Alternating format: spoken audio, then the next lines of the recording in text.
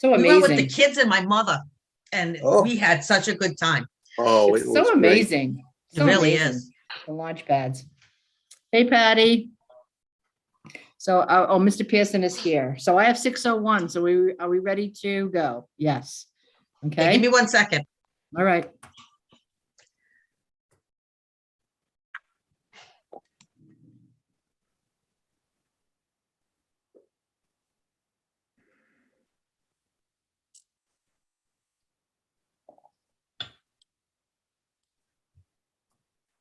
Sorry, my nose was stuffed. That's okay. I'd like to call the meeting to order. I have 6:01.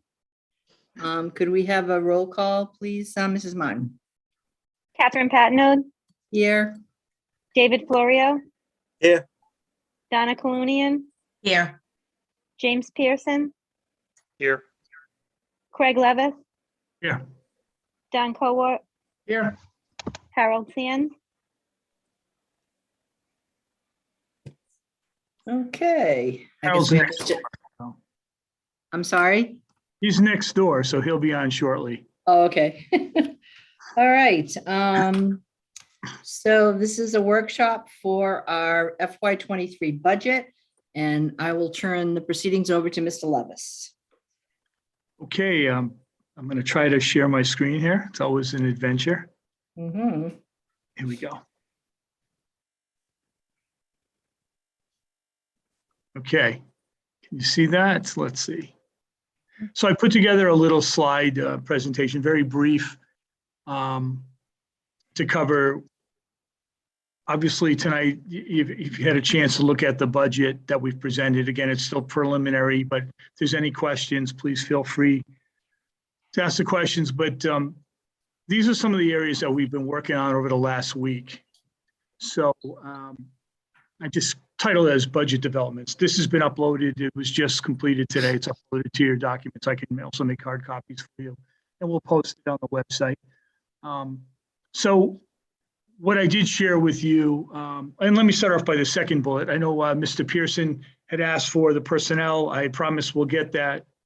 We are working with Keystone, make sure that the report, we still have some issues in terms of running reports, making sure we get the right numbers, but I've been guaranteed that we'll have it Monday, that I'll share with the committee and we can discuss it.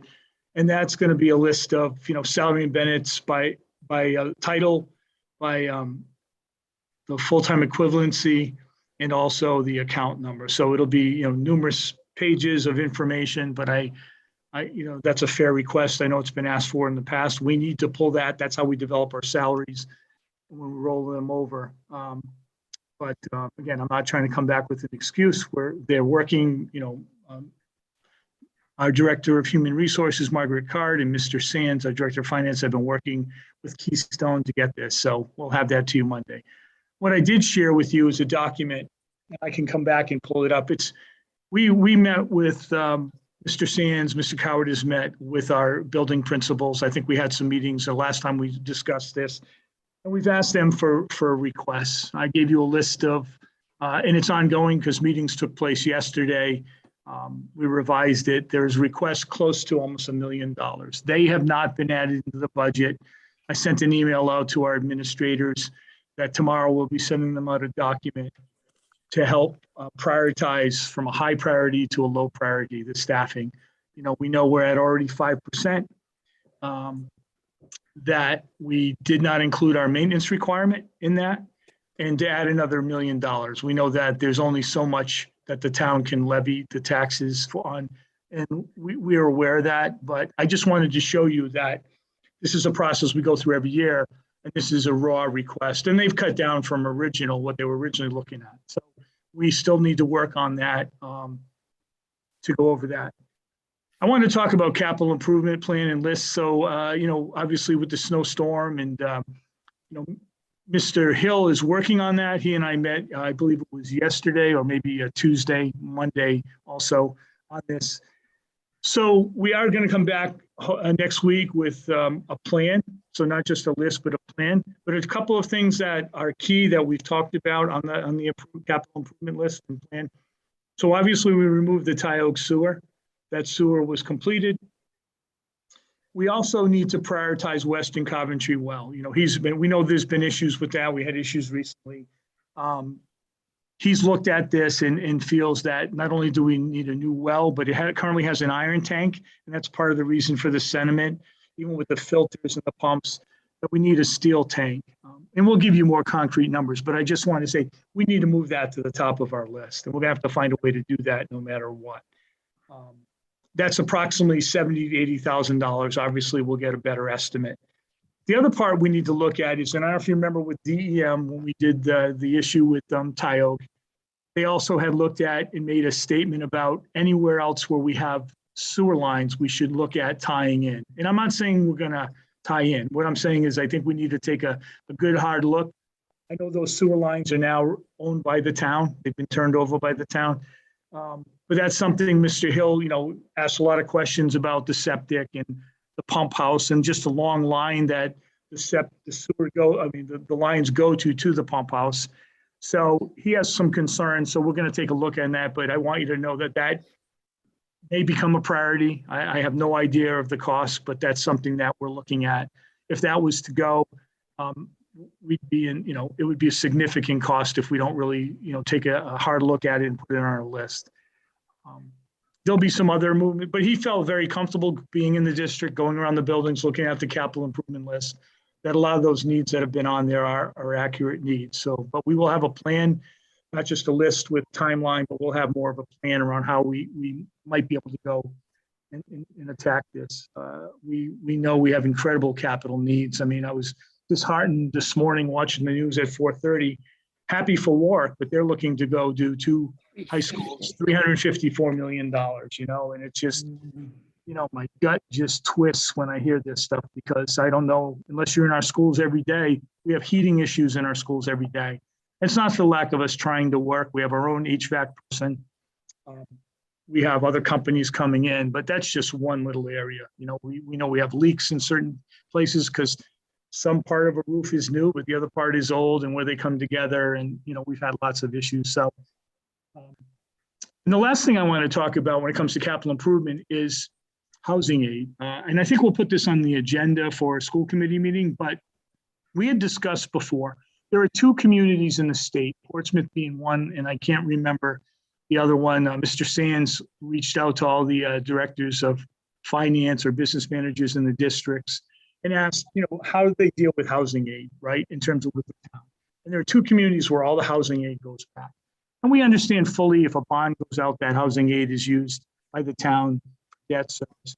But my question is, if we use our own funds, our own operating for capital, we can get reimbursed. And I think we saw an email from the school building authority that our reimbursement rate for next year would be 49%.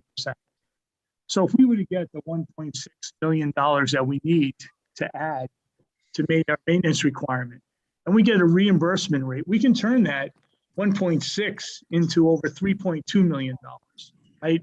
Which means we don't get it to the following year, but it would cover the following year. That would cover our maintenance requirement and allow us to work on the maintenance. Because as we said, just being the minimum maintenance requirement is not going to get us where we need to be in Coventry, by no means. So I want to talk more about that, and we need to have a conversation with the town council, with the town administration about that. We have some, you know, projects that we need to do, and we'll be talking about that much more depth at a school committee meeting. But we have some situations, and we're looking at, you know, Mr. Hill has met with the company ATC that is putting in our ERVs at our elementary schools. Those are the air exchange units that'll help us. You know, right now we have small portable units in the cafeterias, in the interior classrooms, but this will help us with our air quality long-term. And so we're really looking at, we had so much work going on. We're really trying to prioritize the projects and manage that. Mr. Hill's working with our HVAC individual and ATC trying to manage that. But there's a lot of great needs that we have in this community. As you all know, that 1.6 or just meeting our maintenance requirement isn't going to help. I mean, it'll help, but it's not going to be a solution. Our building's going to fall apart quicker than we're investing in that maintenance requirement. So that's just something I want to put on your radar that we can talk about, because it's a way of creatively using funds to generate more revenue. So every time we get that reimbursement, it goes from like 1.6 to, $800,000, and then we can spend that. We can get the reimbursement on that money. God bless you. So just something I wanted to talk about. I think it's a creative way to fund much more capital, but also meet our maintenance requirement. So we know we've had many conversations as a school committee about career tech pathway programs and about regulations that allow students to go to other districts. And until recently, it allowed them to go to districts that have programs. Neighboring community has a computer program. We have a computer program. Parents have school choice. So I've had concerns about that in two fronts. One is that I think it's discriminatory. If you have a student with a disability, you need to work with your district. If you have a district that, we have Title I schools, families that are socioeconomically challenged, they don't have a right just to pick up and go to another district. They have to work with Coventry, and we need to address their needs. Students that English is a second language, that there's a English isn't spoken regularly in the home. Those students work with the district to meet their needs. And yet, if you're a student that chooses to go to another school that has a similar program, the law allows that. Well, effective January, I think it was 15th, they came up with, I think we talked about that they were going to look at programs that are substantially separate. And this year they determined that there are no programs in the state that are substantially separate. My belief is because we're midway through the year.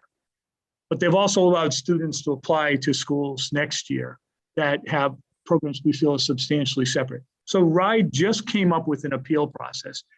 The challenge is we have until February 14th to submit an appeal. So I'm working with, because of conflict of interest, because our attorney represents certain school communities, he's recommended I work with another attorney. We're going to look at, working with Ms. Ferguson, we're going to look at our programs. We're going to look at programs in neighboring communities that we believe our programs are substantially similar. We have programs where we know they're exactly the same, but we have programs where we know we've had individuals win national awards, a lot of recognition. So we're going to apply this appeal process, and I will discuss this at length at our next school committee meeting, or at least give you the overview, all the documents. But it's important because I think it has definite budget ramifications. And I know some people aren't happy. They feel it's their right, but this is our right as a district to appeal these programs. And so I've been offered, we have students now that are looking at other programs. Parents have asked me to sign off. If we have a program, I'd never sign off, but the students have been allowed to still register without the superintendent's signature. We've had to pay for students, but this allows us to demonstrate that our programs are similar, because the goal moving forward is to not allow programs within a region, similar programs, right? The CTE board will no longer approve two programs in the same region. So it'll be the best program. There'll be an assessment. There'll be a process that you have to apply, and CTE board, which is a state board made up of representation of superintendents and career tech directors and people in the profession, right, business professionals in higher ed. They will look at, evaluating and assessing the program. But I wanted to put this on the budget aspect because I think this can have ramifications moving forward. We know that it's, we've had students go that wanted to go to play sports, but this opened the door for them, right? They want a smaller setting or a newer building, and this has opened the door. And so I think it'll have strong budget ramifications. The fund balance is still ongoing. I know Mr. Sands had a conversation with Ms. Mills today. Hopefully we'll get some reconciliation where we're trying to set up that meeting where we can discuss it with the auditors and get some resolution, because that impacts us. We've budgeted the last 2 years, which we haven't received fund balance. That's been part of our budget. This year it's part of our budget, and which is an appropriate use. There's an COA line item for that. I know there were comments made where it's not, it's deficit spending. It is not. We have that. We know that, and we believe it's an appropriate use. But we have to resolve this for two reasons. We have to resolve it for our budget, but we also need to resolve it because it's going to hold up the audit. Unless we can come to some agreement of what the fund balance was FY20 and FY21 and FY22, it's going to be hard to go into FY23 audit. we had a conversation, and I know I'm flying like through this, but feel free, like I said, any questions you can ask me at the end, or we can go back over fleet management.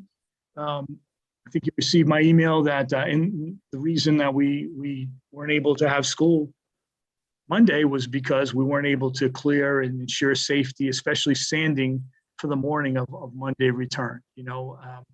Our facilities people did a phenomenal job. We lost 3 vehicles into sander.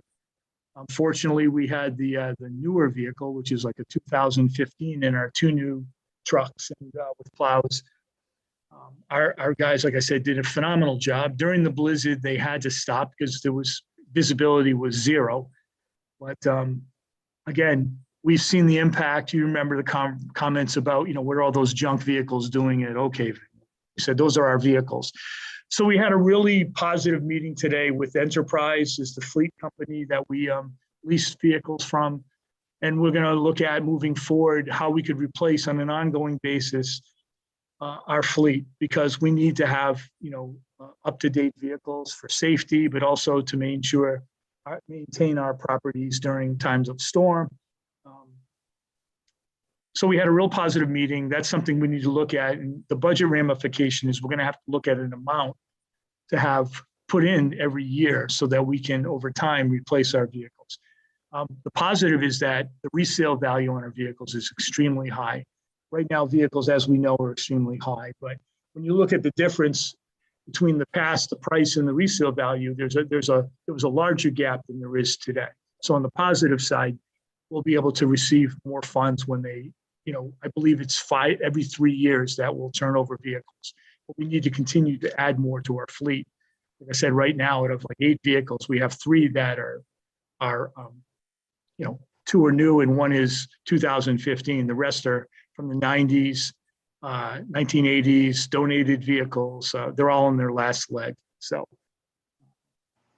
that I wanted to talk about. And then finally, the performance audit. We did have a meeting, and I know that came up on our budget conversation before.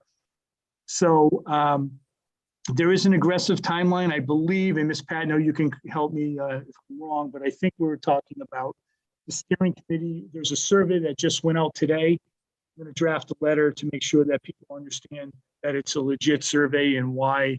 We're going to send it out tomorrow and work with both union presidents to encourage people to be, honest and to complete it. We're looking forward to getting feedback. But the steering committee will vet some reports, I believe, in about 2 weeks. And I believe but the goal is by March 14th to have a final report out to the council and to the school committee. So to use that to inform the budget process. So I think we had a positive meeting the other day, and again, looking forward to some of the feedback. They have numerous documents that they've gone through. I haven't had an opportunity to meet with them on the documents, but we gave them all the list of the unfunded mandates and the basic education plan and special ed regulations and other new legislation that requires certain courses and at the high school level. And so we gave them a lot of information. So we need to still meet with them and process that. But it is moving forward. I know that was a question Mr. Pearson had. I wanted to bring that back. We should have information that'll help inform the budget process. I did ask them to include questions about facilities. There weren't questions. And I think, if you're in a our school district, the facilities definitely impact the quality of education. I mean, it's sad to say, but every single day we have classrooms that are cold, and not for the lack of us working on them. But when you have units that, even though we've put in new boilers and we're putting in controls, when you have units that are from the 70s where we can't even get parts, or they're concerned that to get to the broken part, if we break a part going in, we may not be able to replace that. And that's where we're at. So that happens every single day in many of our buildings. So hopefully that'll also come out. So that is an overview of where we're at. I know I shared that document with you on the personnel. Those haven't been vetted. I want to be clear that, and not to say that our principals and directors haven't put a lot of work, but we still need to sit down. We have a lengthy process where we go through. We know we have a long way to go on the budget. there's a lot of moving parts, a lot of variables. We will have that personnel document that'll be, numerous pages, but it'll have every position that we have, and it'll have them rolled into next year in terms of what the salary will be next year for your review.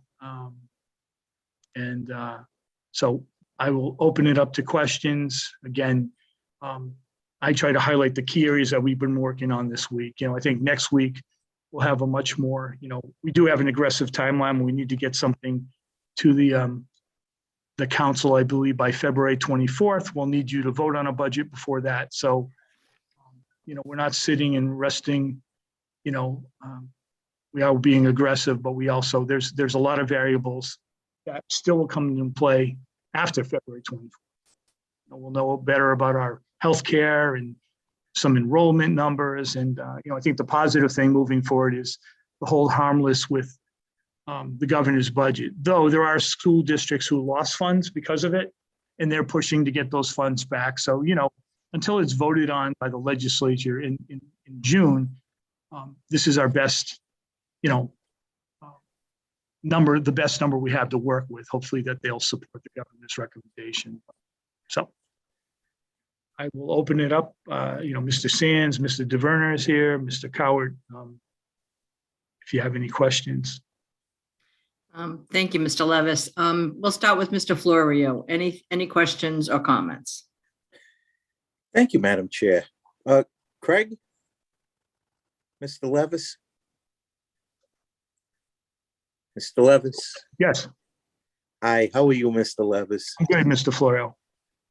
I have no issue with the request that you sent me.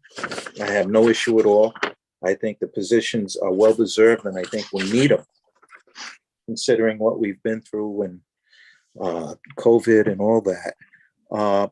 My statement is that I could not believe there was a thread that was posted on a Town of Coventry website, and it was running as of yesterday at like 7 o'clock, 683 comments about our reaction to the snowstorm. And I was reading them, and I didn't comment at all, but I was just reading them. And, I think at some point we should have some kind of press release about what actually occurred, or a statement about what we've done and what we had to, because a lot of people said that, what we had to go through to get it. But there were some people who were very, very hurtful and spiteful in their comments about the school department. And I think we did the best we could under the circumstances. And so did a lot of parents who answered those questions that other people were giving them. But it was truly unruly, and it was going back and forth. And I finally couldn't look at it anymore. But we need some kind of press agent or someone who can do releases when we get this kind of activity on social media, because what happens is it creates, we had more people talking and discussing and attacking the school department than we would have in a vote. It was absolutely, there was no rhyme or reason to it. So I just want to make you aware of that, so you understand what's happening. But I think the school department did an extraordinary job with the limited resources we have, and I think you and Mr. Hill, and I think you did a great job for this being the first true blizzard in Coventry's had to deal with. So that's all I have to say, Mr. Levis. Thank you very much. And thank you, Madam Chair. Thank you, Mr. Florio. The whole social media, my only comment to your comments is the social, that's why I don't go on and look, quite honestly. I really don't think there's much we can do about trying to change people's attitudes, especially if they look at their own social media. So quite honestly, I don't even know what sites are out there that people are commenting on. I know a couple of them, obviously. So it's like, where do you release your press release? Press usually Yes. means the Times. So, and who's going to read the Times? Just a very small smattering of folks in town. So the ability for the school department to respond, we have a Facebook page, obviously we have, positive things that are on there, announcements and whatever. But I don't really know if there's any way to control that kind of messaging, that people start a thread and they just basically go off into, unrealistic, they just don't have the facts, and No. trying to fact. respond to that is always, first of all, dangerous. And second of all, it almost doesn't do any good. You can't change people's minds. They see a snippet of something and that's where they take it. So it's unfortunate. I wish more people would actually attend our meetings, even our Zoom meetings, so that they would hear it from the source, but it is what it is. Judy Liner did try. Judy Liner tried. I'm sure she did, but again, No. it's not a very easy or successful thing. I have learned from several elected officials, no longer elected officials, that they just don't even attempt to do it. No matter how reasonable no matter your what. reply is, someone will take it out of context. Someone will take it and say, no, you're wrong. You're lying. I mean, it's just a back and forth that is just so unproductive. I That's just right. can't spend my time on those sites, even reading what people are. If people really have complaints, they should email their school committee members and not Right. chat about it on some kind of social media site. But Madam So- Chair, I think even the fact that we're talking about now gives credence to it. My feeling is that, we Okay. do communicate. We did Yep. send out, we taught, I we do, said, I agree. if anybody calls me, I respond to it. If any news calls me, I respond to it. Mhm. And we were very clear about that. So I just rather not, address it. There are avenues. We return phone calls, we return emails. People aren't always happy with the answer, but anyways, like I said, I think that, we made the right call, and, I'll own it. And, but I appreciate the feedback, Dave, on the budget. Thank you. Thank you, Mr. Levis. I just wanted to make you aware that that no matter what you do, we're gonna be wrong no matter what we do.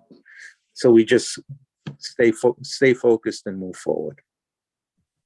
Thank you, Mr. Levis. I'm not trying to hurt you or anybody. I just wanted to make you aware of it. Thank you, Mr. Florio. Mrs. welcome. Scalunian, any questions or comments? I just have one comment and then I have a question. So my comment is, you can't change other people. You can only change the way you react to them. And that's that. So that's what I look at with everything. And Craig, I'm just curious, has anything ever been discussed about the town maybe helping out in situations of plowing when we have Yeah, they've been phenomenal. I mean, the issue, and Russ has been working with Mr. McGee, and I want to say, I don't agree with everybody. I've never agreed with everybody all the time, but I have to say that when it comes to these situations, he's been extremely helpful. The situation is the town had their own challenges, and I believe at they one did. point they were down with 9 Yeah. vehicles. So, I mean, he's more than willing. He came over and helped us Monday afternoon, but they needed to get the town ready for the morning, right? For Monday and the Right. streets. And, the salt, the problem is we could salt all we wanted Sunday, but the bottom line is it overnight it froze and all the sand And- was at the bottom and they needed that. So he's been very, very supportive. But it wasn't because the town didn't help us. They were doing their own. Then they helped us when they could. They helped us. They did a pass during the day. I think they were out all the time. We pulled our guys off at a certain time, but they've been very helpful when it comes to storms and dealing with things. And, and Mr. Hill's only been here, like I said, a few weeks. Right. We found, Mr. McGee's been excellent for him to work with. I think they have, so yes. And I just want to say, I think you made the right decision too. whether you could plow or not, it was a really difficult travel day. It really was. So, the roads weren't at where they needed to be. And so, I think you made the right decision there. And as far as I had a chance to look at some of and I do agree that we do need a lot of those positions. And I look forward to seeing where they fit into the budget and, what we can do there. And, Yeah, and I also looking at, do you know when the performance audit, have they said anything more about that? yeah, When it was going to be completed? right. I thought I had just said, but I could be wrong. March 14th, I think there'll be a Okay. final copy. But the steering committee, the reason to have the steering committee was to make sure that, there's correct information in it. Again, we're not, if there's And- erroneous information, that's the thing. We don't have to, we know there'll be some constructive feedback, and we know that hopefully there's areas that we do well, but the whole idea of doing is you want them to find areas that maybe we're not even aware of where we can improve. So, but Right.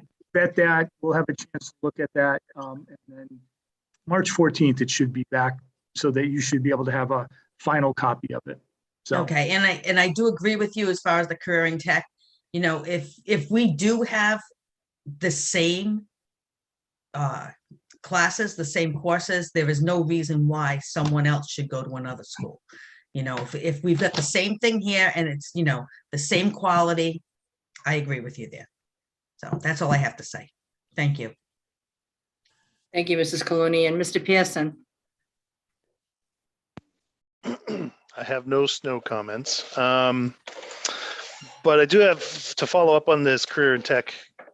Sorry for my squeaky chair. Follow up on the career in tech conversation. So I'm going to ask for more information because some things were said and I'd like to understand this issue better. And I think it's been a few years since we've really taken a deep dive into this. Is there any way we can get some kind of first a financial comparison, tuition in versus tuition out for career in tech? That's the first part of the request. And the second part of the request is I'd be interested to see the numbers to understand for students we're tuitioning out that are going to other districts. Do we have counts by the programs? Could we look at our career in tech program and get enrollment counts per program versus, students going to other districts and other career in tech centers and what programs they're enrolled in there? It's been a long time, actually, now that I think about it, since I've seen that kind of data. So it'd be interesting to look at. definitely, I plan on putting it on, I should be able to get that for next school committee meeting, but I also plan on having a presentation on this whole appeal process and the regulations and to go through it so that, you do understand. I know we've talked about it several times over the years about, there was a time where, I wouldn't sign off, right? I wouldn't agree because of this, because at some point, first of all, the regulations have allowed, they don't require a superintendent's signature. This was more, the districts wanted this. And I tell that to families that my lack of a signature doesn't preclude your child from going to a program. But moving forward, we've never had this appeal process, right? It just was allowed. So I feel that, in alignment with the conversations we've had, and I believe, the four members that are here were part of those conversations where we, agreed to challenge this in the past. I feel this is an opportunity for us now to truly challenge it, right? And we've heard that comments made that it isn't just about the program, right? We've had exit survey, talked to parents, talked to students. So, but the problem now is we have a culture where you have families that have gone to say Upon-a-Gansett, and they just want their child to go because their other siblings are there, and I understand that. So I do get this as a parent perspective, and it's also being viewed like we're taking things away that they've had. But I feel it's my responsibility to this district to do this. And it by no means does it mean that we're trying to provide an inferior program. But you've seen the awards. I shared with you, we have a meeting tomorrow. We'll be the first in the state to have this entry-level cyber security hacking. I think I shared the information with you. That'll be phenomenal for our students. But Some of the communities don't have the political battles we've had over budgets, as vocal. Some of the communities haven't had to put sports on the table. I get that. But the only people that can change that are the community itself. So yes, Mr. Pearson, we'll have a presentation. I will get you those numbers as of what we have today. We'll get you those numbers for what we have projected for next year. Well, that'll be good because again, I think from a decision-making process, it's important to understand the scale of what we're talking about here in comparison to other issues we're talking about. For example, the requests that are on the table for new positions, as you mentioned, adds up to approximately $1 million in budget that we would have to add to the budget. But again, that's not an entire personnel presentation. That's only new position requests. So in addition to the justification details for the new positions, which I'm looking forward to seeing what the administration puts together for that, I'm also looking to see what our entire personnel package is going to look like moving into 2023. So that'll be important as well. So it's not the ability to support new positions, means we have to take a comprehensive look at the big picture. We're on the personnel topic. I know we didn't quite get into line items here too much in your presentation. One of the things I did notice looking through the numbers, and I'm still digesting this, and I know these are there's a lot of information here. We spent a lot more on substitute teachers 2021 than we expected to, which is interesting because we expected to spend a lot because of COVID and also the increase in substitute teacher pay that we've implemented over the past couple of years. Any insight into why we spent a lot more than we expected to, other than the obvious? I don't want to make any assumptions.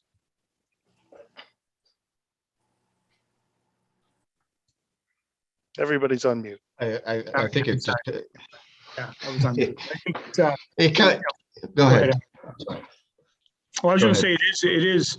We've had, we've been trying to get any sub that we can. We've had incredible amounts of staffing needs this year. And on top of that, we have, we're looking at overages, right? We're looking at, because we need to have it to keep schools open, especially at the secondary level. We need to have, individuals and at the middle school in front of students. So we've been paying staff overages. We can't get enough subs. We've have our building-based subs. So it's all hands on deck every day. Every day we're still trying to get substitutes in. We're approving. I'm being told somebody's reaching out to me and says, "Hey, I've got this person." We connect them with Diane Fallon in our HR department. So,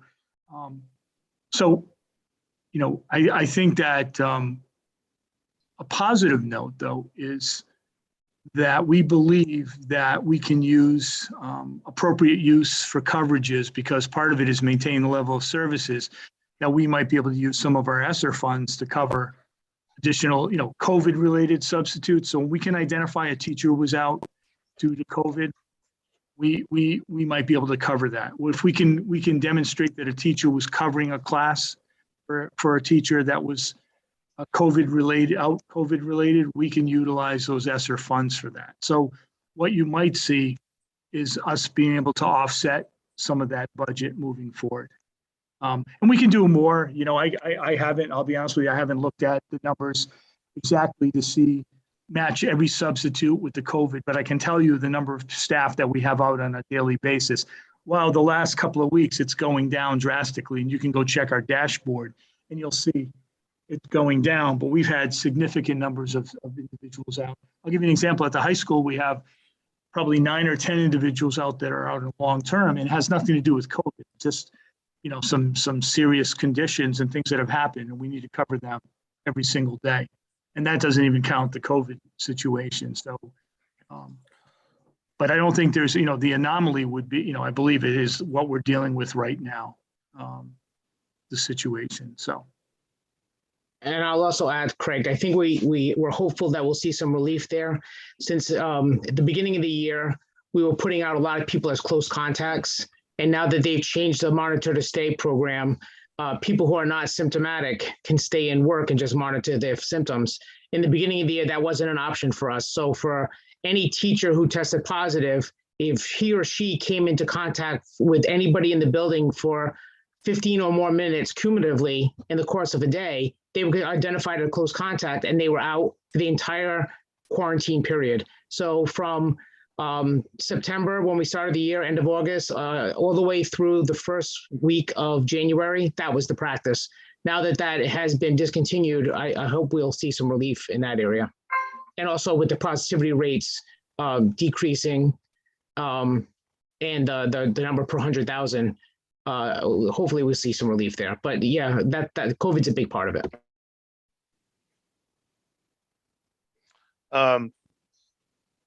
Thank you for those responses. I think, you know, we haven't really had an ESSER fund conversation during this meeting. But I do think, you know, we still have a large chunk of ESSER funds or ARPA funds available. I keep mixing that up with ARPA. You know, I think it is important to identify those areas where COVID has impacted our operations and continue to do that. And if, you know, if that's a great idea, if we can cover some of those substitute teacher costs out of ESSER or ARPA funds, yeah, let's consider doing that. I can't speak for the whole committee, of course, but we have to look for those opportunities where we can use those federal funds. That's all I have for now. Thank you. Thank you. Thank you, Mr. Pearson. I have a couple. I guess my first question is, I know we're getting used to the new software. So the budget that we've seen so far looks a tad different from what we've seen in the past. So my first question is, are we to assume that we're going to get a lot more to put into our budget folder, like more pages to go into those? I know this was like the preliminary. So I assume we're going to, because usually our budget's like about this thick when it's all done. The same process we've done before. If you look at last year, we started Same off thing. and Exactly, we keep adding to it. That's why there's dates. So you'll see the tab. So definitely, but this is preliminary and there's a lot, Right. you know, like I said, just the personnel section is going to add to it. And, you know, I Yes, ran my mind that, you know, yes, we'll get it last week. And then realizing that we're still working. I mean, Chris and Harold and Margaret, I mean, they're working with KeyNet and Keystone, like almost daily, there's conversations taking place, you know, there's, you know, we have things that we're working through, and ideally, you know, I wish it was a turnkey, but it hasn't been. They're working on it. So, but we will continue to add, like we haven't, you know, we need to go through and revise and look at all kinds of line items. You know, we've talked about, you know, in our budget conversations, what Mr. Pearson brought up, we have talked about how we're using ESSER funds to offset operations. Those positions today, like I am saying, is that, you know, remember our budget's at 5%, and that doesn't include the maintenance requirement, and that doesn't include these $1 million. So I'm not saying we're going to be putting forward a budget of 9%, right? I mean, the maintenance we plan on keeping off because we need that conversation. You know, there hasn't been any conversations with the town in a while, and at least, you know, these type of conversations, you know. I think it's important that we see the requests of personnel that may or may not be funded, mainly because if you don't put them on and make us look at them and make the town side even look at them, then you have no idea. You think, oh, everything's hunky-dory and we don't need any new people, when the reality is every year, you know, there are positions that we could use, and they get, you know, maybe one or two survive, and you find the money for it. But I think it's really important to put it and state it, and so that we can see it. The second thing I was wondering about it, because we're site-based management supposedly now, even though I know a lot of districts haven't really moved effectively to that model. And we're sort of like, I assume we're somewhere in between that model. But I know that in the past, we've seen the actual principal salary request and then the budget director's request, you know, and sometimes the budget director will actually propose a higher number than the principal. I know that in the past we've seen that. And then, you know, that gets funded or not. So are we going to ultimately, is the new software going to allow us to see that kind of breakdown? And in I'm the not past, sure, what are you asking about, Mr. Patino, in terms of the, I'm asking for the budget that we typically have seen in the past. I can't speak if we saw it last year, but I know that in the past we have seen, I think we saw it last year. We see several pages worth of the principal budget requests for their building, i.e., what do they want for supplies? What do they want for curriculum? And why those needs are pointed out. So for example, based on scores, now I know with COVID and everything else, our scores can't be believed, but I know there are conversations, curriculum conversations. Yeah. And so that kind of gets translated into a budget that we've seen in the past where we actually see, okay, Western Coventry is asking for X, Y, Z, and it could be more in some areas than what maybe BlackRock is asking for. So just, the process, and I think we went over the process, but I'll just reiterate. So we had meetings with the principals because of UCOA, right? So like everything drills down to the building level, but special ed needs to be involved in the decision-making. What we can't have is, buildings just arbitrarily saying they need this, because obviously there's a special ed program model district-wide, and the special ed needs to be involved, their administrator. So Mr. Hill met with every principal when they met. So when we had meetings at every building, because the facilities, he needs to have input, they need to have input. We want to make sure he's aware of their requests. I don't remember just putting in these additional sheets with the supplies. I mean, I'm not saying we didn't do it. I just don't remember. It's not in my book from last year. I can go back. It might not have been done because I think maybe the last time we saw it was when Sarah actually was a budget director. She helped put it together last year because Harold, if you remember, Harold came in. No, I know. So I'm just saying that I could be wrong, but I know that we have seen the individual and actually what the budget director actually either agreed to or said, you know what, you need more than that. And that was based on maybe like the curriculum director at Central saying, you know what, you're underestimating your need. We've looked at this and, because I always found that very interesting to look at. And it was a fairly new, Sarah didn't do it from the very beginning, but then we switched into that model. And I don't know if the new software will allow that kind of thing. I don't even know how that got inputted into the database. I don't know if it was done, by, I doubt the principals could get in there and put it in. So I'm not sure how it was transferred in. Yeah, But I mean, you could ask Sarah. I'll go back and look and see. I just, again, I'm not saying we did. I don't remember. I remember having those conversations here. I know we can, have the principals come and definitely, answer questions and present things. So, but those conversations take place at the building level and take place. with Harold Exactly. I Don, think So. Mr. Cowett. Yeah, the other thing I was going to add is Mr. Sands, Mrs. Anzalone, and myself have worked together on this a little bit because each building has a budget and they have lines for things like ELA, mathematics, science, social studies, so on and so forth. And, we start with zero-based budgeting and we kind of work up based on our needs. And then sometimes we're also looking at what was spent last year versus what is being proposed for this year. And we tried to come up with, a formula to make sure that we are not cutting ourselves short so we don't have the financing we need to get materials or putting in more than is necessary. So the example I wanted to bring up is, and with the directors all talked about this as well, is so we have district initiatives, we have curriculum initiatives, we have things that we're pushing forward. And sometimes if one person isn't overseeing those initiatives and they live in each individual budget by themselves without enough oversight, is principals may create, and I'm not saying anything bad about principals because I was a principal myself, but sometimes we create budgets based on what we need in the moment. And sometimes what principals need in the moment doesn't align with our long-term vision, what we want to do. So for example, and this makes it a little bit clearer, we're moving to a new ELA program at the elementary school. This year, 3 to 5 are full implementation. Amy presented about that. And next year, K to 2 is going to be rolled out. Embedded in the new program are some really specific curriculum pieces that in the past we purchased through that building line on another product. And so what we don't want to have people do is to build a line to say they're going to buy product A when product A is not needed because of our new curriculum, it's already embedded in the curriculum and not necessary to make that purchase.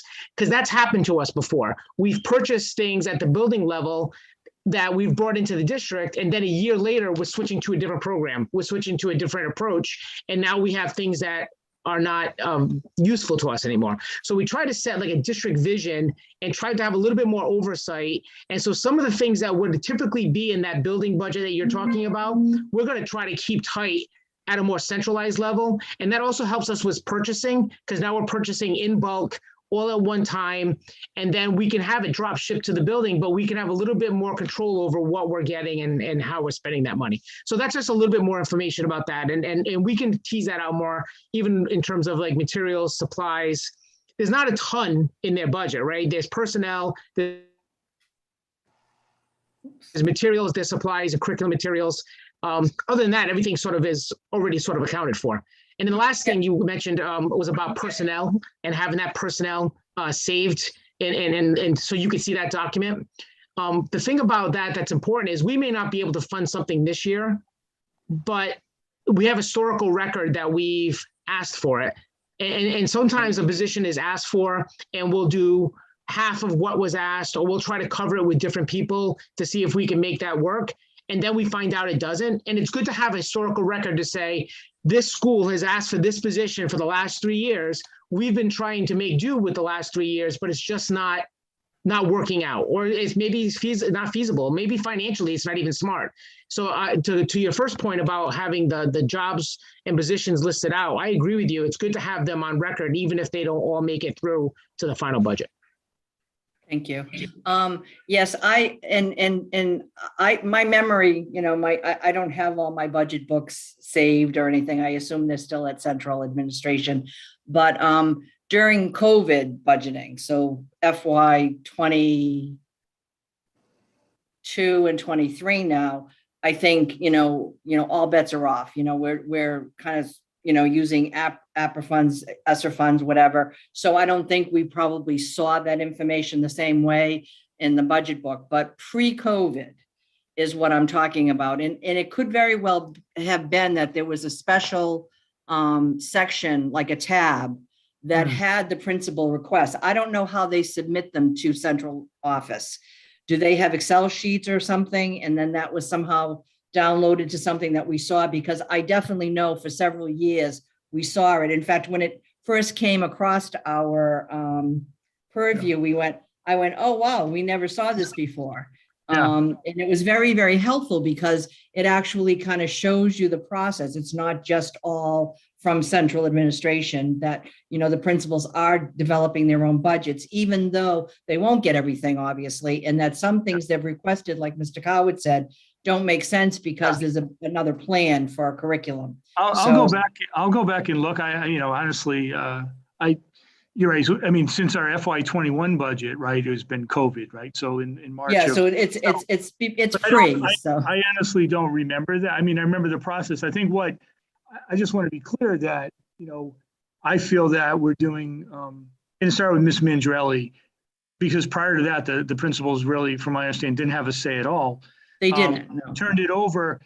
And I don't want to think like they're keeping it tight. The oversight part that Don talked about, principal, we just want to help them understand, like, for instance, in the past, there may be facilities, things that we purchase through facilities, which get coded to them, or different curriculum lines that would be coded to them that they would have no say over. So what we focused on is really communication, right?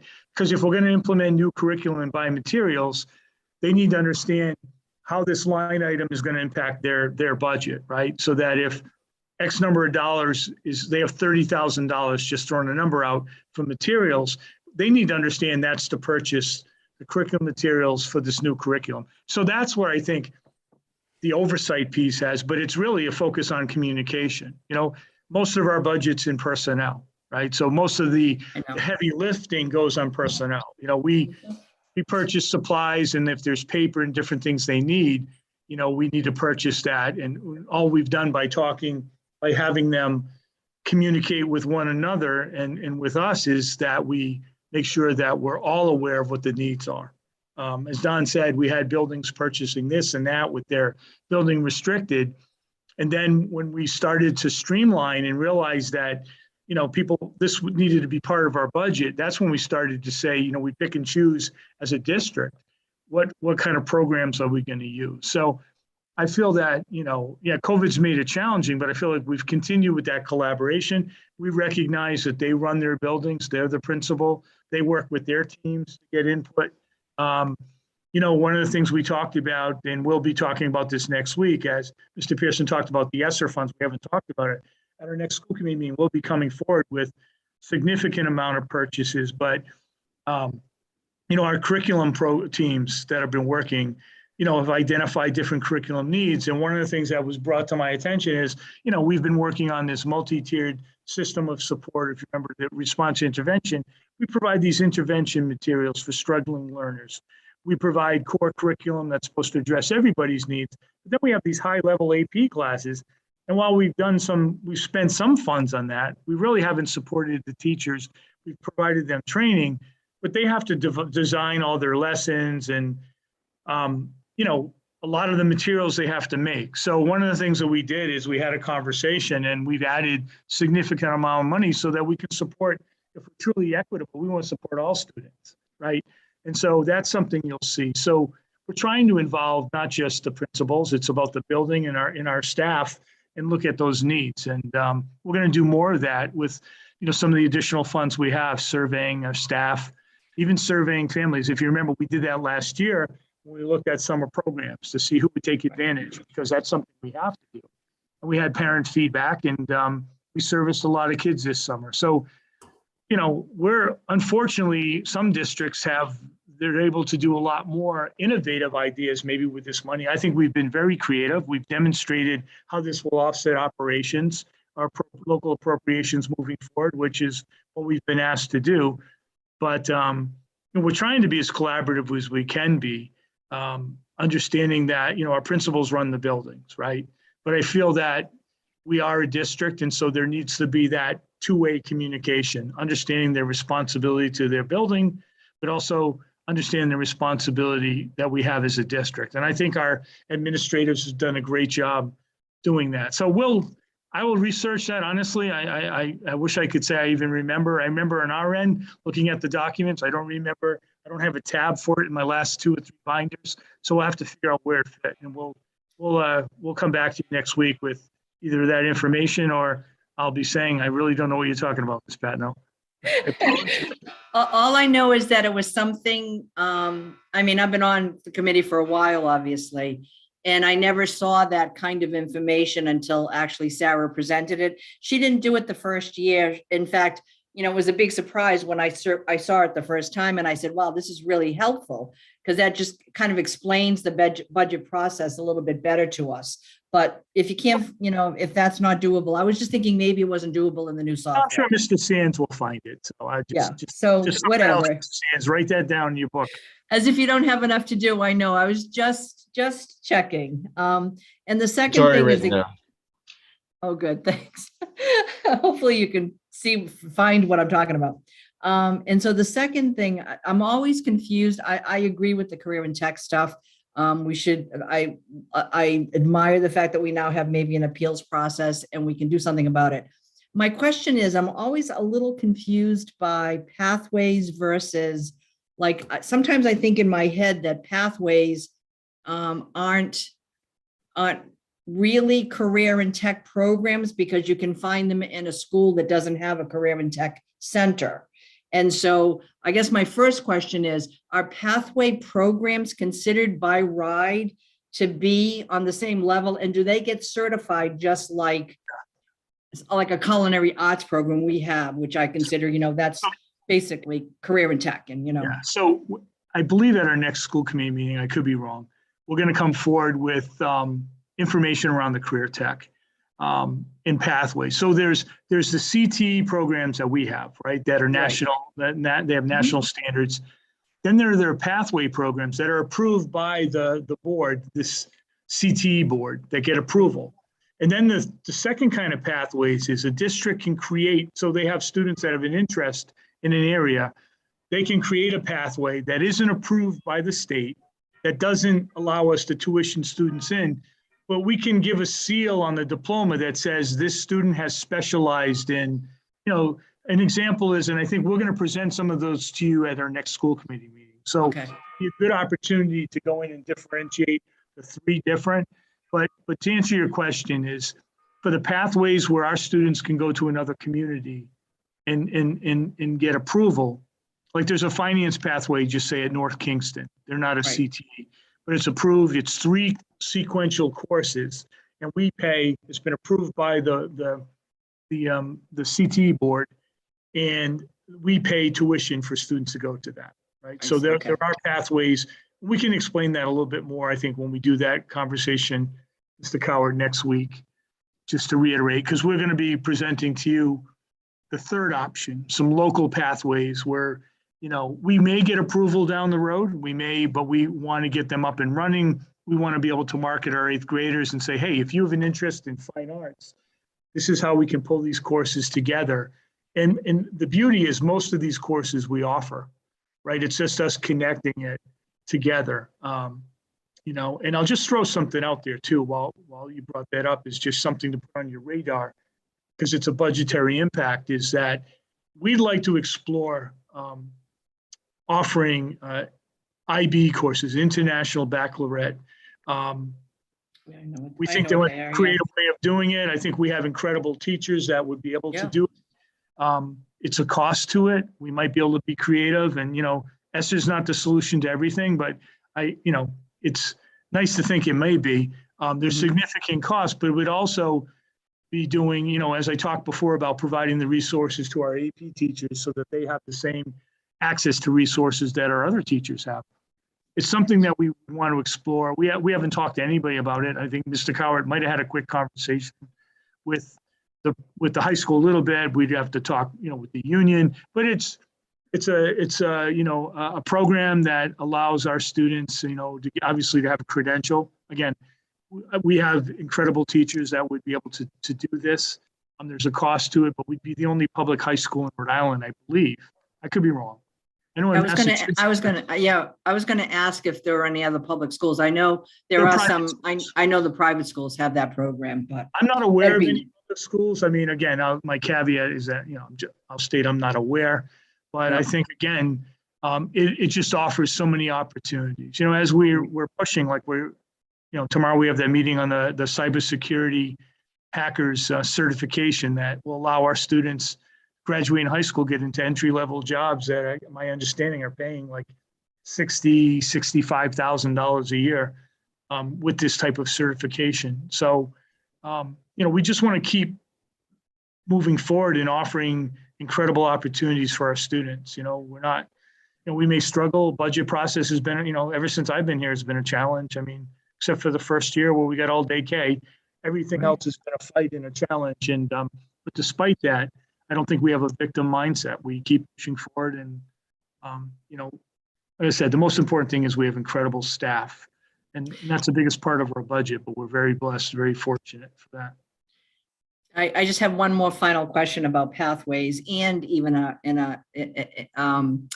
if a student leaves our school to do a pathway or a certified program in another school, and they decide they're at that school and they really don't like that particular pathway. They take the first course, they're like, well, maybe this was a mistake. Can they still stay at that high school and jump to something else because they're already there? Or do the people at that high school say, well, you're not interested in this, so you got to go back to your host school? I'm just kind of curious. Yeah, Does anybody know anything about that? I believe, the way the old regulations were, I mean, they can Mhm. pretty much do what they want to do because they have a choice, right? It's like school choice. I Yeah. think with the new process, if we have say a student went for agriculture, we don't have agriculture. Mhm. And they decide to go to computer science and we have a similar program and they're going to tuition us for computer science, I think we would have a right to appeal that. So Okay, that's what I wanted to know. we've had students that have gone, again, I don't want to be cynical, but we've had students that go other places to play athletics. So we don't offer Division I in a sport, they go. There's a team that's a championship team, they go. We've had students that have gone, it hasn't worked out the way they thought, and they came back, right? Mhm. So we have those situations happen, but, you know, Well, one thing's for sure, I welcome any department ed person coming to our schools to certify our programs, because obviously we outshine a lot of other programs that look the same. Our kids are always, first getting all kinds of medals, and they just do awesome work. So there's no doubt in my mind that our programs certainly meet the mustard, if not are better in so many ways than some of the places these children are going to. So I say all the power to us, let them come in and evaluate us. I think we'll certainly pass the mustard. So that's it from me. Anything else? I guess I can ask the attendees if there's anybody that has a question, or anybody else on the panel that has any further comments about this budget process. Doesn't look like anybody from the public would like to comment. Okay, thank you, Mr. Murphy. Then I guess no other comments, Mr. Levis, we're ready to close. yeah, I just want to say that this is an ongoing process, and, we have a lot of work ahead of us, right? So this Right. is, and I said to Mr. Sand, after tonight is the real work. I mean, but I don't want to dismiss that our building principals their teams, at the high school and middle school, working with curriculum coordinators, and in our other teams, we have professional development, curriculum, district-wide. There's been a lot of different input. So, I want to thank people for the work they're doing, knowing. And the last thing I'll say is this, that we really have to come to some understanding with the town, because this needs to be a collaborative process. We've given a lot of information. There's, probably, we just need to figure out how we're going to move forward, because the elephant in the room is, if we're not talking, if we don't come to some agreement on some of these issues that we've both posed, I don't know how this budget process is going to work moving forward publicly. And, I said that to somebody, and they indicated, well, that sounds like a threat. And it's like, I'm not threatening. I'm just being very transparent and very honest that, like, we haven't even talked about the maintenance requirement, we put it out there. We've been consistent with it. We had conversation, but something's got to give. And, I know there was an email going out about, reopening contracts and things like that. And it's like, we have some things that need to be addressed. I think some, a lot of elephants in the room. And, I just want to state that publicly, that I think the ball's in the court of some other people right now. We need to see where we're going to go with this. So, we have our first joint meeting, I think, is on the 21st. Is it the 21st, 28th? I should know. I have I was just looking at the calendar to see. I thought that our It's first, the 21st yeah, of March, of March. because Yeah, the they were gonna use that for the legislative meeting. And Right, then they Exactly. decided- Yeah, I see it. It's Monday, the 21st is our first joint work I'm just saying session. that's a long ways away, right? So It is, yeah. we need I to- mean, you have we to need to- present the budget to them before then, correct, like a correct, preliminary. but correct. As far as the Right. joint is until March, yeah, Right. So I'm just saying is that there's a lot of work that I think needs to be done. obviously. So that we yeah. can have conversations and, honest conversations. So that's it. That's all I wanted to say, but I appreciate everybody's feedback, and we will do this again the beginning of next school committee meeting on the 10th. We'll schedule Okey-dokey. 6:00, and we'll have information to you. I know there's been some requests tonight, and we'll make sure we get that to you as soon as we can. Okay, I appreciate it. thank you so much. We all appreciate it, I'm sure. Is there a motion to adjourn? I have 7:09. Madam Chair, I make a motion to adjourn at 7:09. I second the motion. Thank you, and we can just have a show of hands if we agree to that. Looks like we do, so motion carries 3-0. Thank you, everyone. Thank you for the attendees for attending, and we'll see you on the 10th.